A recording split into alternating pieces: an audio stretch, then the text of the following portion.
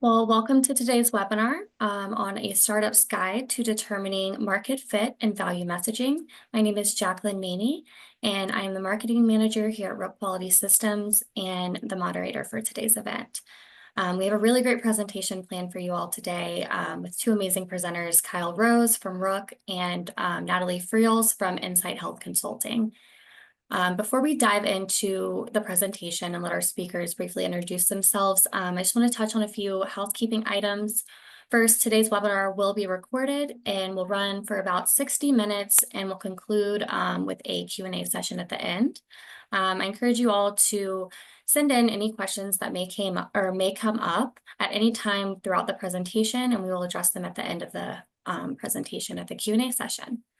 In addition, this webinar will be recorded and the slide deck, recording, summary, and Q&A recap will all be sent out to you through email by the end of the day today.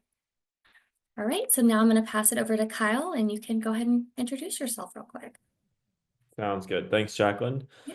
And thanks everyone for joining today. I'm Kyle Rose, CEO and founder of Rook Quality Systems. There we go.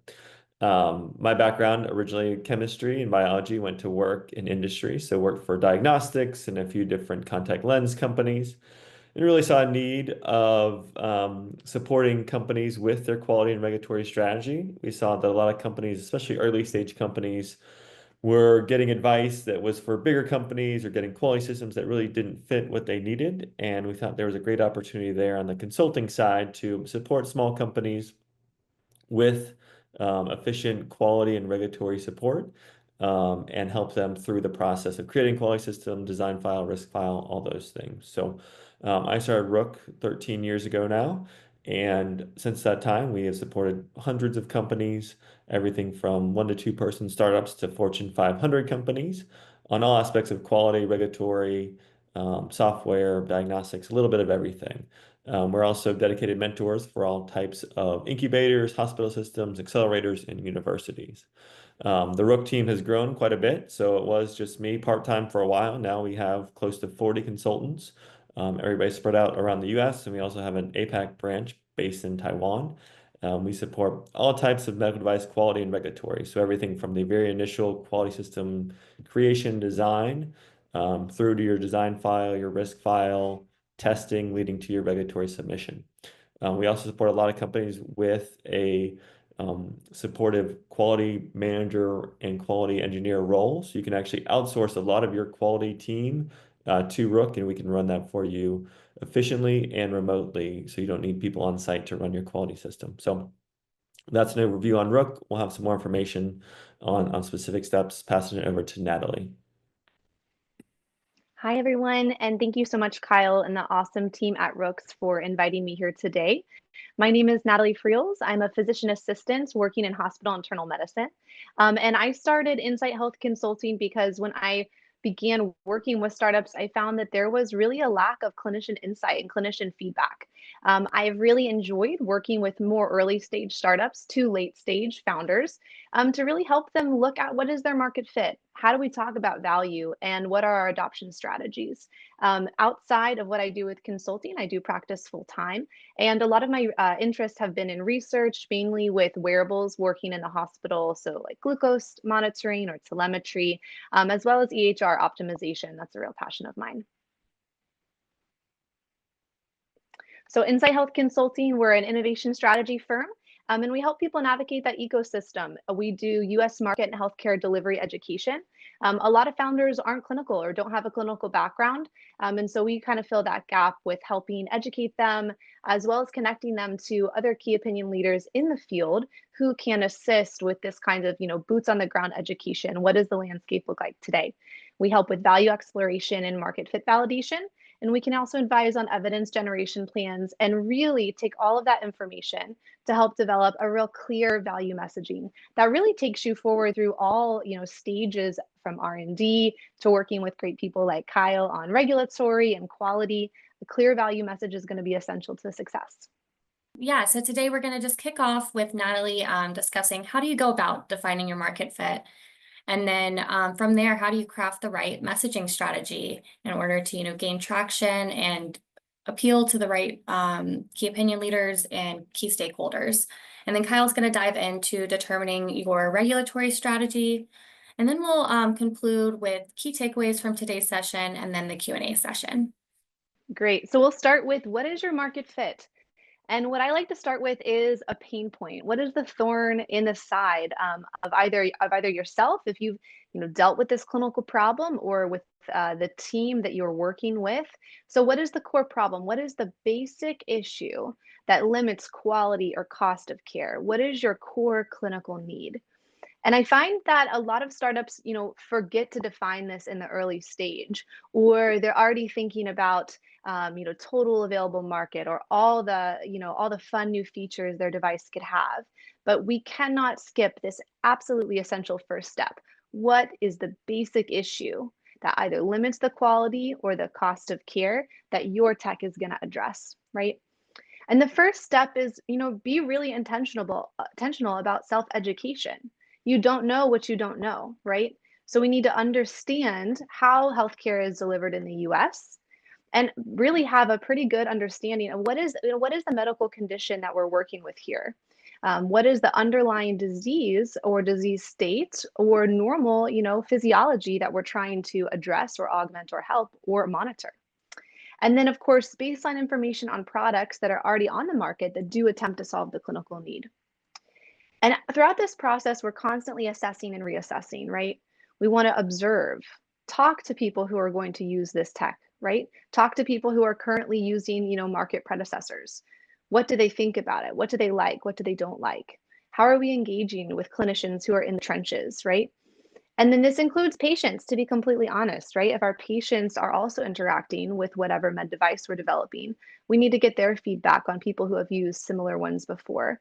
And I think if I could get anything across, it would be this. This is not a one and done. This is not a one-time deliverable and moving forward, right? This is not just in the idea stage. This needs to be a constant reiteration of education, as well as feedback from actively working clinicians, to be able to really assess, where you're at on your pathway and if we're on the right track. So this starts with identifying a population, patients, providers, facility type. Every situation will look different, right? And every group will have different needs. This all really ties into how we're going to craft your value statement in the end. But it's really important to realize that different demographics, different ages, different disease states, different size hospitals, different geographic location, all of these things do matter. And then we want to make sure that we're describing our desired outcome. It needs to be measurable change, or what is the end result. We want to look at what has been studied in the past. Oop, I think we're on the wrong slide. There we go. We want to look at what has been studied in the past, right? And how easy is it to extract that data from the current healthcare system? This is also a really big one, right? I think that, if you're not actively working in healthcare or in certain settings, your understanding of what kind of data we're able to get might not be clear. So this is definitely one that I want people to make sure they have a grasp on. And then, of course, my favorite, are we doing innovation, or are we doing things that are not supported generally, by accepted medical understanding? This can be a fine line, right? Because with innovation, we're really pushing the envelope. But at the same time, we want to make sure that we have, some validation as far as, bench testing and what we're thinking about with what's currently accepted, within the medical community. Next is to identify stakeholders. So who matters when we talk about this tech? The truth is that everyone matters, all right? And we need to cast a wide net as far as who may have some kind of interaction with what we're developing. So stakeholders can be patients, patient advocate groups, all types of providers, physicians, advanced practice providers, allied health members, healthcare facilities, investors, payers, governments, employers, and then of course we can't forget medical organizations and quality organizations. And it's this last one, medical organizations and quality, that really are the groups who put out a bunch of our guidelines and practice guidelines. So we want to make sure that we're thinking of them, especially when we talk about stakeholders. And what's our understanding of the market, right? So we're going to broaden that market analysis. What's the disease cost and burden? What's the total available market? And from there, we want to do an in-depth review of what's the current competition or the current standard of care. We want to really be able to explain these in very succinct, basic terms, to make sure that we have an understanding of what actively is being used and then how our product may be different. And then this also can be, extrapolated to how we engage with stakeholders. We may start with more direct analysis of direct users of the technology and then broaden kind of throughout the design process and throughout the marketing process to make sure that we're appealing to stakeholders across the spectrum. Awesome. All right. And from the beginning, we absolutely have to develop with value in mind. So what does this mean? So I think that for some people, combining this value assessment has happened right after the tech is already designed, after we've already done trials. But in my mind, the companies that have the most success are starting with a really, really clear understanding of the value that the technology brings from the beginning, from the get-go. And I think this in a lot of ways kind of speaks to the changing landscape of medtech, right? Medtech does not look the same as it did a few years ago. And I know that there's a lot of, uncertainty in the future. So I really think that the companies that are going to win going forward are the ones that absolutely have clear value in mind from the very beginning. So just like regulatory and quality strategies, do not wait until you've already undergone trials or already approaching the FDA to think about what is the value that this product will bring. And then the other kind of side of the coin is that really, really great products can be pitched in a way where no one will understand the value. I see this all the time. Even great products, can have value statements that are just not clear. So please, please don't assume that people will just get it. Don't assume that people will just understand the value that your product brings. We really have to break it down in a way that's clear, concise, and understandable for a whole variety of people. Great. And I think the other part about value is that, value is more than just what's the impact on revenue, what's the impact on the bottom line. So another thing I'd really like people to take away from this presentation is to broaden your definition of value, right? There's more to value and more to a value proposition than just what's the bottom line.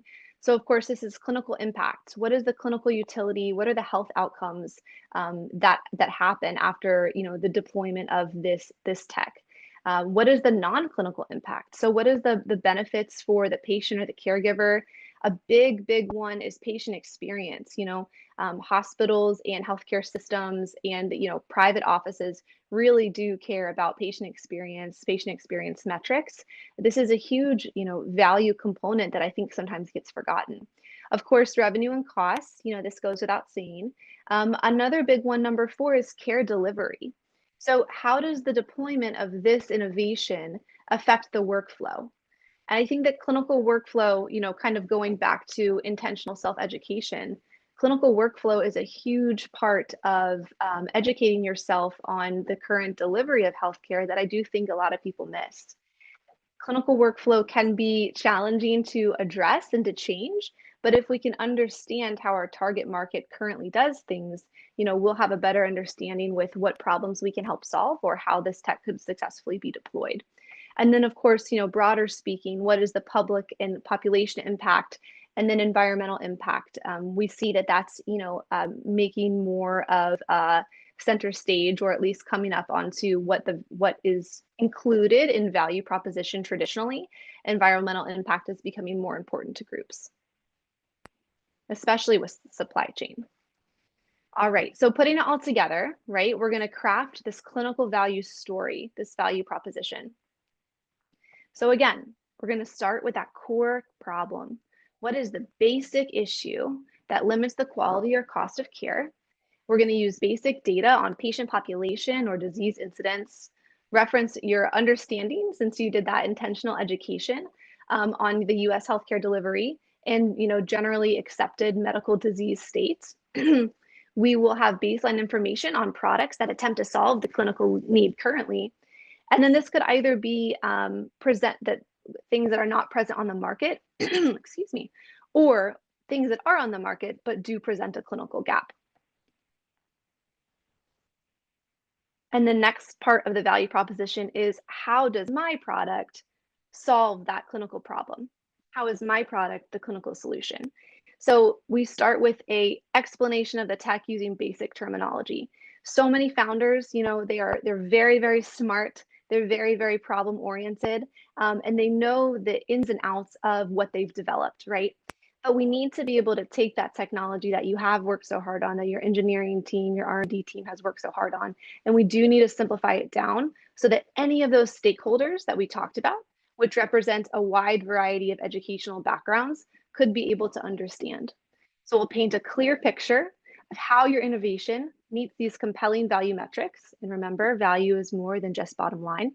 And then, of course, we have to leverage data and accepted clinical evidence to build credibility. And I think, in conclusion, this value proposition needs to be utilized in every conversation about your product.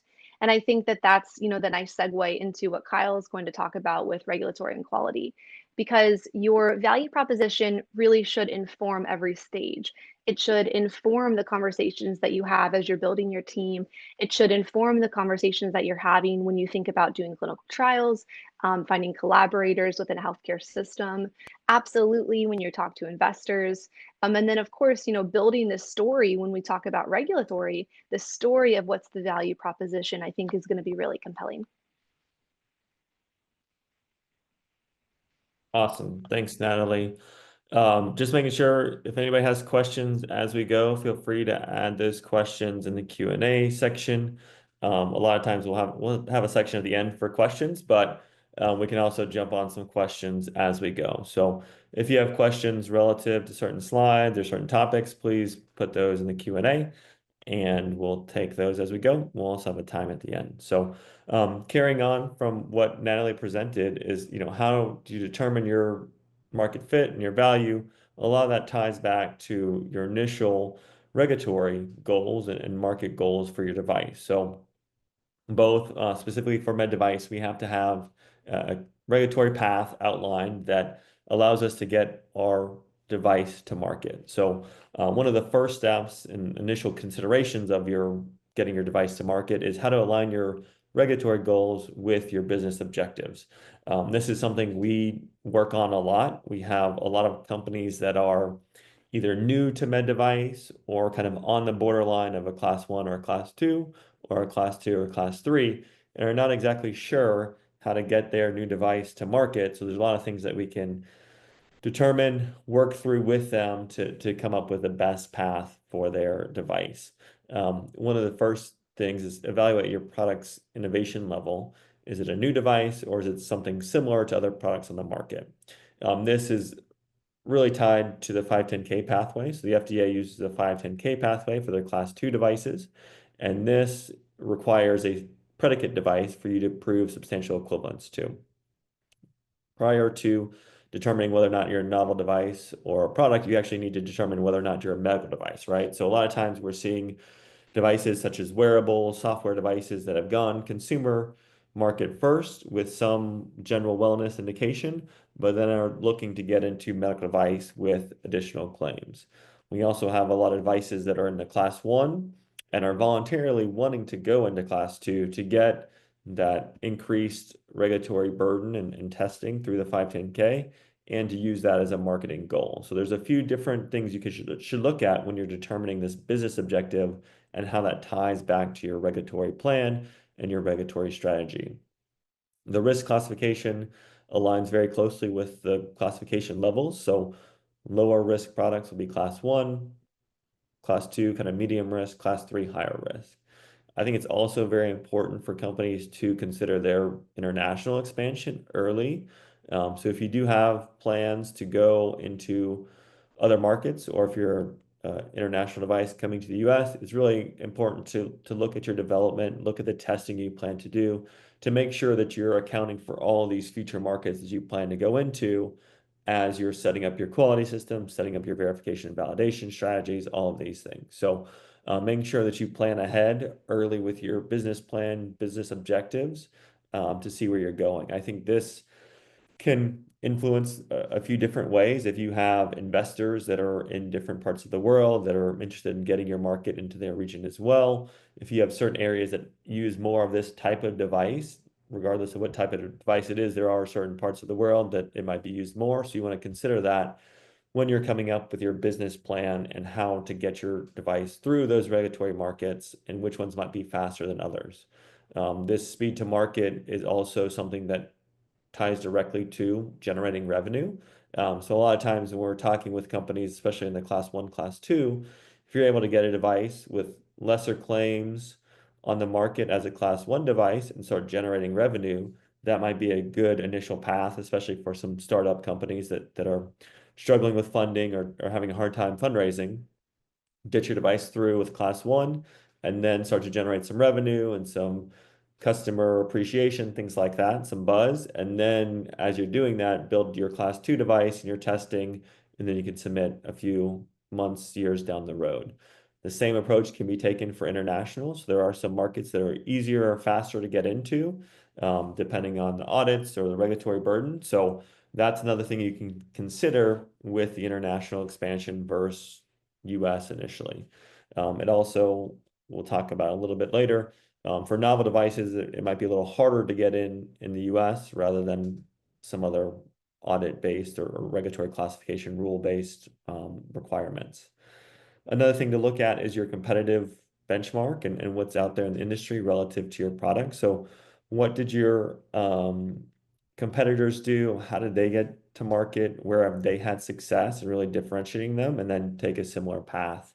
Did have a question come through. Could you please provide an example of an approach about faster market entry? Yeah, so I think, going with some diagnostic devices, we do a lot with COVID devices, the at-home testing, things like that. In the early days, it was easier to get into Europe. A lot of these were self-certified. So you're able to get these devices to market in Europe quickly, get some post-market data of how it's working in the field, and then go into the US. Similar with some wound products that we've worked on. There's class one regulations in the US that might be easier than some of the class two or class three in Europe. So taking those wound care products through the US in a class one might be easier to start getting those in the market and generate revenue if you have a harder path in Europe. So there's a lot of minor differences with specific products in these different international regulations that you might want to consider as well. With software devices, we've seen a lot of them can get a clear class two if they're providing a software output that then the doctor can interpret and make the decision. But if you say that your software, say your image analysis software, AI software, is providing a final diagnosis, that's going to have a higher regulatory burden and likely push you into a class three or at least more validation in clinical trials. So it might be likely that you have reduced claims for your software diagnostic device, and get that through the market first as a class two 510(k), and then build up more data and go towards a stronger indication for more final diagnosis, potentially class three, or get some validation in clinical trial. So a few different examples of how adjusting your claims, looking at different markets can get you through regulatory faster and get you generating revenue. But in some cases, you might want to do the harder version because it can separate you from your competition and have additional marking that you completed, additional testing and stuff like that for the market. So that's a high level overview on initial considerations. Let's go to the next slide and dive in a little more. So as far as determining your actual regulatory pathway, we put up here the class 1, 2, 3. So this is the FDA classification. EU has a slightly different, they have class 2 and some breakdown of class 1 as well, as far as different types of device with a reusable, sterile, stuff like that. Canada has 4 classifications, and class 1 and 2 are relatively easy to get through, whereas class 3 and 4 have additional regulatory review. So wanting to determine your device classification, these are based on risk. So really what your device does, what the riskiest parts of the device or outcome are, and then how that is classified by the FDA. This ties a lot to your intended use and your indications for use. So how the device is going to be used, who can use it, what it's curing, what it's doing, things like that. The technological characteristics are also critical for determining your device path and how you're going to get to market. If it's a similar technological characteristic to other products in the market, it's typically an easier path. But if you're introducing new technology or using a slightly different method, it might be a harder path or something you have to show more data to the FDA before you can get through the regulatory review, clearance, approval, things like that. Availability of a predicate device is also critical. So the majority of devices are in the class 1 and class 2. If you are in the class 2 or certain aspects of class 1, you will need a predicate device for your 510K. So one of the early things to determine your path is to search and say, is there a predicate device? Did they do a 510K? Can we find that summary? Things like that. So that's something that Rook helps with. We do a lot of regulatory assessments for our clients, both early stages determining if they are a device, but also as they get closer to submission, making sure we have the right path and most efficient path to get through the FDA. Once you've kind of identified some of these key factors, it's useful to conduct a regulatory gap analysis. So this is looking at what documentation you have now and what gaps you might have against what's needed for your submission. We help a lot of companies that are outside the US get to the US for their first 510K or first regulatory submission in the US. And this is something we always start with. Really, we want to identify as quickly as possible what the gaps are, how long it's going to take us to fix it, and whether or not it would be an issue during submission. In some cases, you might find that one aspect of testing wasn't completed, but you have other testing that's similar. And so you might be able to show through risk analysis that the testing you have is sufficient for the FDA, and you can propose that in your 510K. So really looking at your testing and your risk and your materials, all that type of stuff to determine what the gaps are and what needs to be done to remediate any gaps. Timeline, I think, is a big thing with this as well. So really wanting to understand things that might slow you down. Working with companies all over the world, I think everyone that comes to us asking to get through FDA or 510K, one of the very first questions is how long is it going to take? So anything we can do early on to speed up the process, present any surprises that happen towards the end is really critical to make sure we have a clear strategy and we have a clear timeline to get through FDA review. Once we've identified the gaps, then we'll start to put in corrective actions, testing, any design tweaks, things like that to get these fixed as quickly as possible.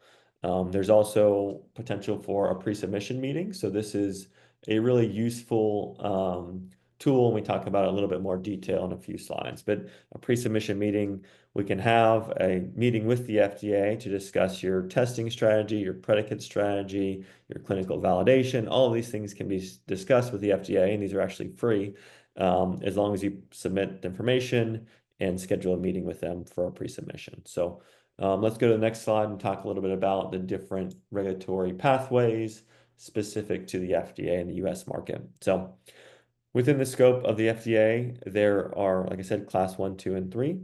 Traditional regulatory pathways are the 510K, de novo classification, and the pre-market approval. 510K is required for the majority of class 2 and some class 1 devices. When you're looking at your type of device, you will want to research the FDA website. They have a product code database that outlines different types of products and what their regulatory classification is, and if there's any special controls or special testing or standards required for that product. That'll also call out specifically class 1, 2, 3, as well as if there's any exemptions. So in some cases, you can have a class 2 that's 510K exempt. In some cases, you can have a class 1 device that does require 510K. You'll also find, if you look around hard enough, some class 1 devices that were exempt but chose to do a 510K for certain reasons, whether that's one of the regulation exemptions or just for marketing, wanting to have that 510K and proof of additional testing they could use in marketing. So there's a few different reasons companies do this. The 510K is typically the fastest regulatory submission process when compared to de novo and pre-market approval. FDA has a 90-day timeline to review your 510K, but within that 90-day timeline, if there's any questions or additional information requested or an AI request, you have 6 months to complete that. So typically it's a 6 to 9 month process to get through your 510K, but it can be as little as 3 months. This, as we talked about earlier, requires you to identify a predicate device and then show how you are substantially equivalent to this device. So in this comparison, you want to show how you've done similar testing, you have similar materials, similar method of action or things that your device does similar to your predicate. And then the FDA reviews this and gives a outcome on whether you are substantially equivalent or not. For a de novo classification, so these are for novel class 1 or 2 devices that don't have a predicate. So say you're working on a new type of software or a new type of wearable that has never been done before, a new type of technology, or it's measuring something different, and there's no predicate on the market. So this is when you would need to have a de novo classification request with the FDA to identify what they want you to do as far as testing, create a new product code for this device, and then complete the submission to the FDA, and they review it similar to a 510(k) review. There are a few advantages, especially on the competitive side for de novo. So if you really have a device that's novel, you want to make sure that you are able to communicate that to the market. So tying on from what Natalie said, really setting yourself up for sales and market traction and really a lot of competitive advantage in the market. So if you have that type of product, it really is important to look at this de novo pathway. Another good competitive advantage is you're able to set up the barrier for entry. So since you're creating a new product code, you're able to work with the FDA on what testing is required, and you can use that to your advantage to make it harder for any copycat devices down the road to follow your path and potentially try to take up some of your market share. So we've seen quite a few devices that are in this class. They're novel devices, and some could potentially do a class 2, but they want to set up with specific claims or use cases to go de novo to have that additional competitive advantage. The next classification is the PMA. This is for high-risk class 3 devices, so life-sustaining devices, high-risk diagnostics, more complex heart implants, permanent implants, things like that. As required, these are higher risk. You would assume that more testing, more clinical is required for a PMA. These also, I think, have a high competitive advantage just because of the barrier to entry is so hard. These typically take, multiple years, 5 to 10 years. So a lot of funding, a lot of testing before you get through. But once you're through, there's not a ton of competition on the market. And it's often that these will have high interest from potential partners, acquisition, things like that. So if you're in this space, go ahead and plan for a longer path to market, but it is a competitive advantage once you get through with your PMA. Next slide. All right, so back to the pre-submission meeting. So if you are trying to determine your regulatory path, or if you have a de novo or a PMA and you want to get a better idea of what specific testing they want you to do, you can use this pre-submission process to meet directly with the FDA and get a better idea of what they're looking for you to do and have a detailed conversation on your device and the regulatory pathway. Typically, the FDA will bring in different people from different markets, so tied specifically to your device, but also to the clinical aspect or the statistical aspect of your analysis, things like that. So they'll have a few different experts on the team in this pre-submission meeting that you're able to talk to and discuss your device and things like that. With the pre-submission meeting, it's very important that you have a clear strategy going into this. So we help a lot of companies with their pre-submission meetings, and our team is actually in the meeting with them, talking with the FDA, answering questions, things like that. And just to be clear, pre-submission, Q-submission, these are very similar, just different terms. So I think similar meeting, it's just some preference on terms, but pre-submission and Q-submission can be used for either one. But going back to what you need to have. So you're going into this meeting, you need to have a clear plan on what questions you're asking and also what your outcome should be, right? You don't want to have open-ended questions that FDA could request you do thousands of patient clinical trials or do 5 years of testing. You want to propose a plan of saying, this is what our predicate device did. We think we should do something very similar. This is how much testing we're going to do. This is when will be done? Do you have any questions? Do you agree? Yes or no, right? So very clear process of outlining what you plan to do and justifying that with similar devices or with what risk analysis you've done already, and also presenting a good amount of information on your product. So in this meeting, you submit a high-level packet outlining your device, how it works, what testing you plan to do, and your specific questions. FDA receives this and then sets up a meeting, typically 75 to 90 days down the road. And then they'll send back some written responses leading up to that meeting. So it's very critical that you take time with your regulatory consultant and advisor to come up with a strategy, document all this so the FDA has a good idea of your device and how it works, and then have a clear plan going into your meeting. We've seen a lot of companies that use other consultants or try to do a pre-sub themselves that then lock themselves into a higher regulatory burden than they needed. So if you have a pre-sub and the FDA aligns on you doing more testing, you're pretty much stuck with that, even if something comes in down the road that did less testing. So very critical that you have a lot of strategy planning going into your pre-submission meeting with the FDA.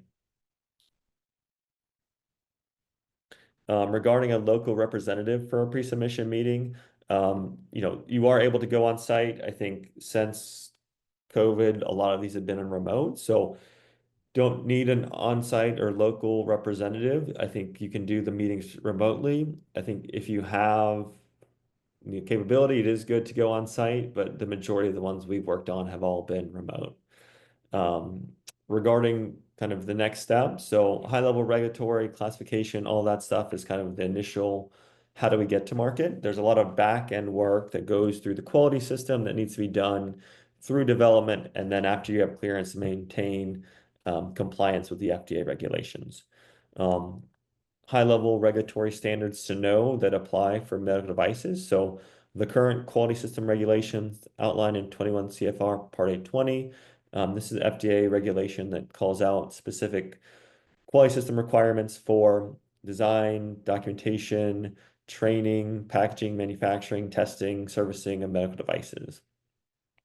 These regulations have been around for a long time. They're actually being updated, and the FDA is aligning with ISO 1345 in 2026. So there's a big change coming to the FDA. So all companies will have to start to transition to the updated QMSR standard, so the Quality Management System Regulation Standard, in 2026. This aligns with ISO 1345, which is the International Medical Device Quality System Standard. So this is really aligning the US with the rest of the world and the standard that everybody else follows to have easier global compliance and reduce redundant audit work. There's still content being pushed out from the FDA as to how this is going to be audited and stuff like that. But I think it's pretty straightforward as far as what's needed on the quality system side. Rook helps create quality systems compliant with QMSR and 1345. So if you are currently just 21 CFR compliant quality system and you need help transitioning, that's definitely something we can help quickly put in place and update your quality system. Labeling, standard 21 CFR Part 801. So it's very important that you review this and any other specific requirements for the labeling of your device. The labeling includes your actual label that goes on your product, your instructions for use, quick start instructions, any of these types of things. And these things go through FDA review. So it's critical that you have awareness of these, but also plan this in your design and testing information. Medical device reporting, complaints and feedback covered in 21 CFR Part 803. And then just highlighting again, ISO 1345. This is the international standard that FDA is harmonizing with in 2026. Next slide, please. So I just want to touch on high-level steps to getting US commercialization. So tying all the way back to the start with Natalie. So identifying an unmet clinical need and building your clear value prop. So really like what do we see in the market, either from our experience or just thought? And then how do you build a clear value prop to get this out in front of people and something that they want to purchase? Define your intended use and claims through R&D, through user surveys. This is a lot of your user needs aspect in your design control as well. So really defining what you need your device to do and what your users want your device to do. Next is classify your device and determine your regulatory pathway. So early on, you want to really align on what you need to do to get through FDA or whatever market you're going for first, and have a plan to get through all the testing, timeline, all of that stuff. Kind of hand in hand with that is developing and implementing your quality system. You don't necessarily have to develop the whole quality system, but you need to have the pre-market aspects of your quality system in place to make sure you're following design and risk and software documentation regulations through design and development, leading to your regulatory submission. Next is performing your testing. So regardless of your type of device, even class 1 devices that don't go through FDA review still need verification testing and validation testing before they can be put on market. So making sure that you are doing the proper testing to show that your device is safe and effective before you're putting a device on the market. If you have, class 2 or 3, you prepare and submit your submission. Once you get through the process of FDA review and questions, then you're able to get your FDA clearance or approval letter. At that time, you're able to register and list with the FDA. So you pay your annual registration, register your device, and you're able to start selling. At that point, now we have our device, but we don't want to assume that everybody knows about it, right? Just because you put your press release out doesn't mean everyone's going to start rushing to buy your device. So you really need to go back to what Natalie was saying and engage the stakeholders, key opinion leaders, all of that to ensure your product gets market traction after your FDA clearance. So on that, we'll pass it back to Natalie and then follow up some Q&A. Great. Thank you so much, Kyle. Awesome presentation. So just for some best practices on really clear messaging for success, we want to use clear, consistent messaging across our sections and across, who we're speaking with, still being very mindful of the educational background of the person we're talking to, as well as what that person values, right? A clinical bedside nurse versus a PA or doctor versus an administrator versus your head of supply chain at a hospital. All 4 of those individuals or groups of people are going to care about different things. So we want the overall message to be consistent, but maybe the things we focus on or the way we deliver it to be really unique to each stakeholder. We're going to focus on clinical benefit and safety, absolutely, as well as what that end user needs and what that patient needs, not just the fancy technical features. Make sure we have alignment of labeling, indication, and testing with intended use. And that's really going to help make a strong application for the FDA. And then leverage these documents and FDA recognized consensus standards just to make sure that when you go for submission, you're giving the FDA what they're looking for, and ensure that that's structured, traceable, and fully supported by evidence. And again, kind of tying back into that value message, it overall is going to tell a story, right? It's going to tell a story of how this product, can be successful in the market and is up to par with what patients and providers need. All right, and I will I will get us off for Q&A as well. I got a message. It talked a little bit about, best practice. I think the only other thing I'll say on best practice as far as what our value messaging should be, please do not start a value proposition statement with the total available market, right? Don't start with that. Please start with exactly what the clinical need is. Give your listener some background. Even if your listener you feel like is an expert in the problem you're describing, you need to be able to summarize that very quickly while still being able to, appeal to their level of understanding. So start with the clinical need, okay? And then go into what is actively on the market and how your product, solves that in a better way or addresses a gap that is completely unmet. So I think that's really the most important thing, is making sure that your statement of value and the way we talk about value is going to be clear and concise. So many times, I definitely know, I'm sure that Kyle can attest to this as well. I've been in pitch events and we're like 2 minutes in and I'm thinking to myself, I'm really not, I'm pretty smart. I really don't know what's happening here. Like, I'm not 100% sure what problem we're solving. But this person, definitely knows a lot. So, and again, I think it's just, we need to be able to speak the same language, right? We need to be able to, find common ground on understanding. So a lot of times founders will have to kind of dumb down or just simplify what their tech is achieving. And then the next question that I got that had to do with value messaging or, with value from the get-go was about comprehensive market research and when to really devote resources to that. I think that whenever you're starting with a clinical need, if you are defining the clinical need, you need basic market research. Absolutely. You need numbers on incidence of disease. You need numbers on what the overall cost of healthcare delivery is for that condition. And I think that you will, I think that you have to have a clear understanding and a clear way forward that there is a market for your device, and you can achieve that. And I think you can get that data without spending too much time and money on it. But yes, I think it's a fine line between going really into the weeds of market research and having a strong use case for what you're trying to develop. And Kyle, did you have some other Q&As? Yeah, we had some coming in just now, so I think we can talk through some of these. Thanks everyone for joining. Just to recap, we are going to send recording and slides to everybody after. If you don't get your question answered live, we can definitely follow up offline. Our contact information's here, so feel free to reach out to me or Natalie with any questions. Natalie, got I guess one for you.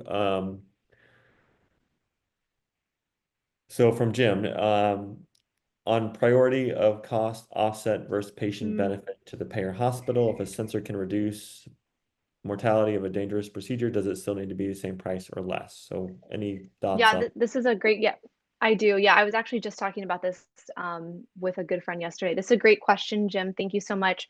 I think two things. Number one, knowing what the hospital's daily cost of operation is and how much your sensor change of price really affects it, right? If the tech is, I'll say this, it's very expensive to run a hospital every day, right? We know that American healthcare is incredibly expensive. So in order to really move the needle on bottom line, your device would either have to cost a lot of money or cost way, way, way, way, way less than what's currently on the market. So I think that as long as the device offers value to the patient, either in safety and is just marginally more expensive, it does not have to be both.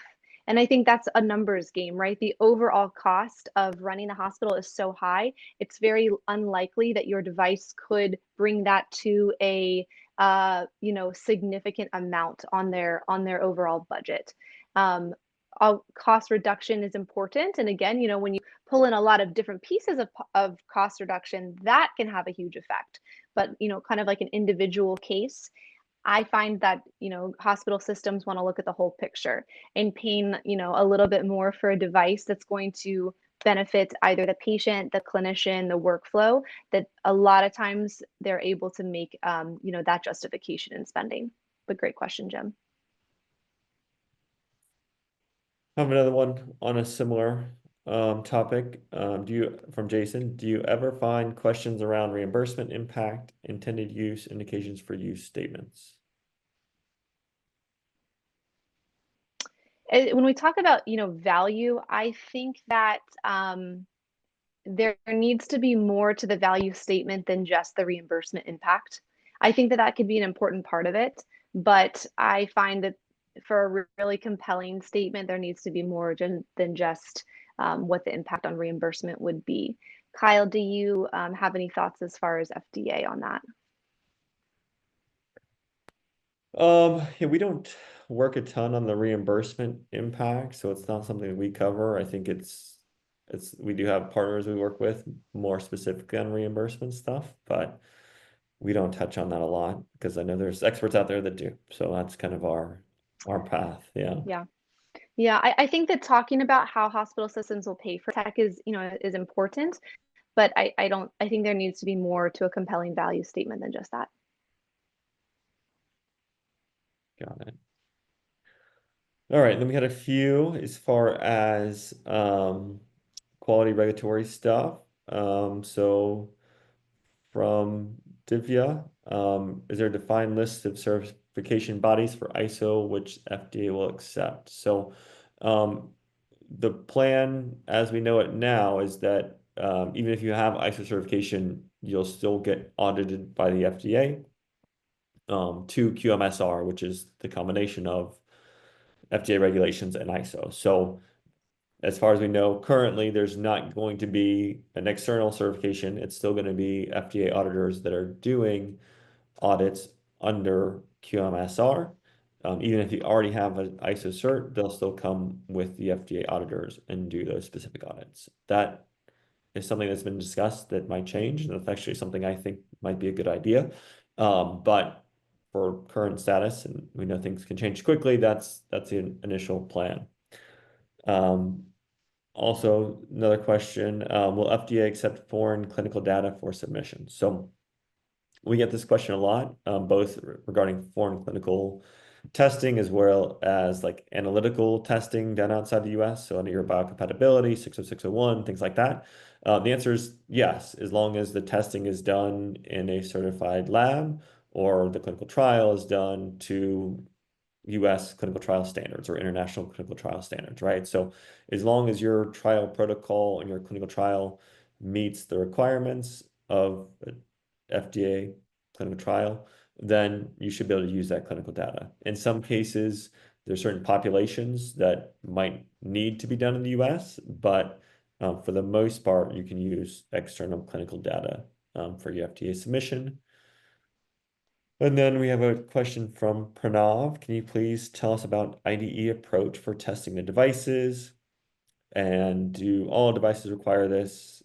Some guidance documents have exemptions. So IDE is the investigational device exemption. So this is for higher risk devices that need to go through clinical trials. So if you have a higher risk device, and this is even pre 510(k) or pre PMA submission, and you need to do clinical testing for your submission. In some cases, you need to go through the FDA through an IDE to get approval to actually do the clinical trial. Most devices, you can do a clinical trial just with your normal IRB review, and it's a lower risk, and you don't need to go through FDA. But for higher risk devices, you will need to do an IDE. With this, there is a very detailed guidance from the FDA that outlines what you need to do, how to submit your IDE, how to do risk analysis to determine if you need to submit an IDE, things like that. So I definitely think if you need an IDE, then you should follow the guidance. Not all devices do, it's only high risk. And then there's obviously some exemptions. This also has variants in different markets. So EU and UK have different slightly regulations for pre-market devices and clinical trials. Canada has a pretty open path for their special access to do clinical trials. So if you are looking for clinical trials and have a higher risk or novel device, I think it's also good to look at other markets on where it's best to do that clinical trial as well. I had a question, Kyle, come through about markets. How can the market change from one country to another? Which point should I consider first? The healthcare delivery in country to country is unbelievably different. So my advice would be that for each target market that you have, you will need, in my opinion, a separate and very distinct analysis on how healthcare is delivered in that area, with key opinion leaders. And when I say key opinion leaders, I think that back in the day it used to mean like just the people on the podiums, just the doctors giving speeches. I really don't mean that, and I think that that's really transitioning to just your day-to-day clinician who's actively taking care of patients. So all that to say, I think for every target market that you have, you will need input and insight from people who are actively treating the patients or treating the clinical condition where your tech could be deployed. And I think that that also includes, even in like a market like the US, yes, it's one country, but the way that we deliver healthcare, across, geographical locations, and patient demographics can be vastly different. So I think that it's well worth your time to make sure that you're connecting with people in those target markets.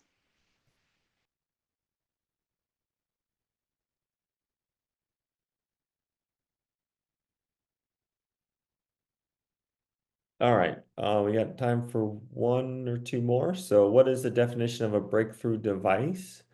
What is the benefit of this versus cost to get this designation? So um, I think there's some specific definition from FDA. I don't have it memorized as to unmet need and new technology that fits the breakthrough definition.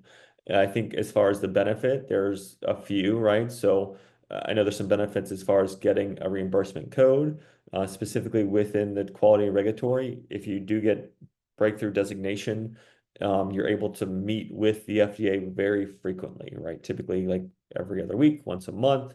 So it's kind of like having multiple pre-submission meetings with the FDA to get direct feedback and guidance on your submission, your testing, your instructions, all of that stuff, right? So it's very beneficial to get this kind of direct communication, which a lot of times is hard with you during this development testing phase of your device. So very good program. We have quite a few companies we've worked with through Breakthrough. So definitely something that we would recommend if your device qualifies with that specific definition. Um, Quick anonymous ones. If my device is coming from Asia, can you support us with auditing, make sure their quality system is compliant? Yes, we can. So I mentioned a little earlier, we do have a branch in Taiwan. They will travel to APAC regions and do audits. We do audits of contract manufacturers all the time in China and other markets in Asia. So definitely can support, do a gap analysis, make sure they have everything they need, help fix any gaps, and also communicate with them in their local language as well. So I think that's it. Thanks again. Thanks, Natalie, for joining us. I think this is a very good webinar with a lot of information that we don't typically cover. So hopefully it's very beneficial for the audience. Thanks, everyone.